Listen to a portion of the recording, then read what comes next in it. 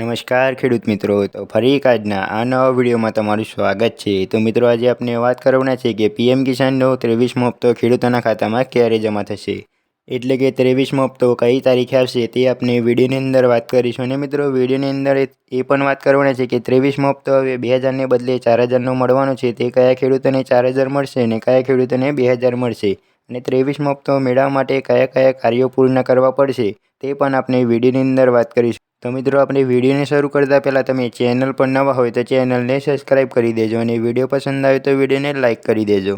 તો મિત્રો, આપણે આગળ વાત કરીએ કે દેશભરના ખેડૂતોને સરકાર નાણાકીય સહાય પૂરી પાડવા માટે મહત્વાકાંક્ષી યોજનાઓ ચલાવે છે। આમાંની સૌથી મહત્વપૂર્ણ યોજના પીએમ કિસાન સન્માન નિધિ યોજના છે। આ યોજના હેઠળ પાત્ર ખેડૂતોને વાર્ષિક 6000ની નાણાકીય સહાય મળે છે।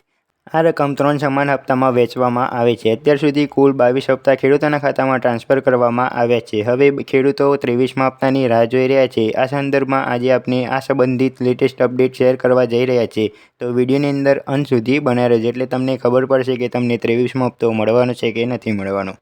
હવે મિત્રો, આપણે આગળ વાત કરી લઈએ કે તમારી માહિતી માટે જણાવી દઈએ કે પીએમ કિસાન યોજનાનો 22મો હપ્તો 13 માર્ચે ટ્રાન્સફર કરવામાં આવ્યો હતો।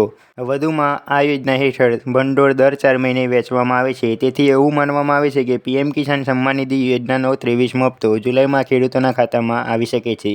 જો કે આ અંગે હજુ સુધી કોઈ સત્તાવાર માહિતી જાહેર કરવામાં આવી નથી, પરંતુ મીડિયા અને અહેવાલો અનુસાર 23મો હપ્તો જુલાઈમાં ખેડૂતોના ખાતામાં જમા થઈ શકે છે તેવી શક્યતાઓ લાગી રહી છે। હવે મિત્રો, આપણે વાત કરી લઈએ કે પ્રધાનમંત્રી કિસાન સન્માન નિધિ યોજના શું છે। તો મિત્રો, ઘણા બધા ખેડૂતોના મનમાં પ્રશ્ન હશે કે પીએમ કિસાન યોજના શું છે। તો મિત્રો, પીએમ કિસાન યોજના 24 ફેબ્રુઆરી 2019ના રોજ શરૂ કરવામાં આવી હતી।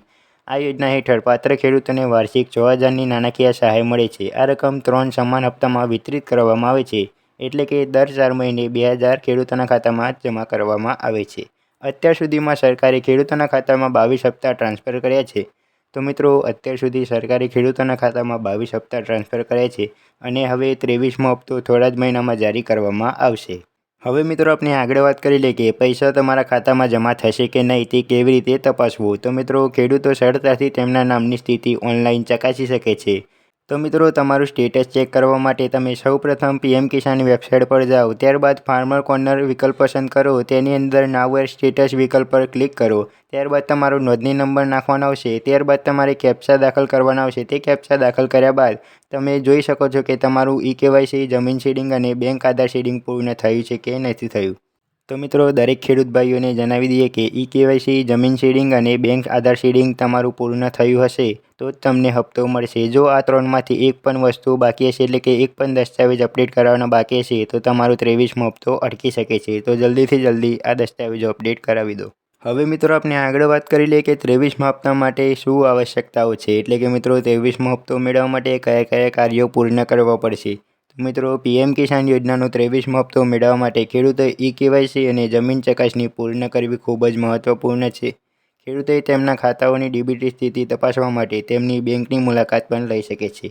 તો મિત્રો, તમારે પણ 23મો હપ્તો મેળવવો હોય તો આ કાર્યો પૂર્ણ કરવા ખૂબ જ મહત્વપૂર્ણ છે। જો આ કાર્યોમાંથી કોઈ પણ એક કાર્ય બાકી હશે તો તમને 23મો હપ્તો મળશે નહીં।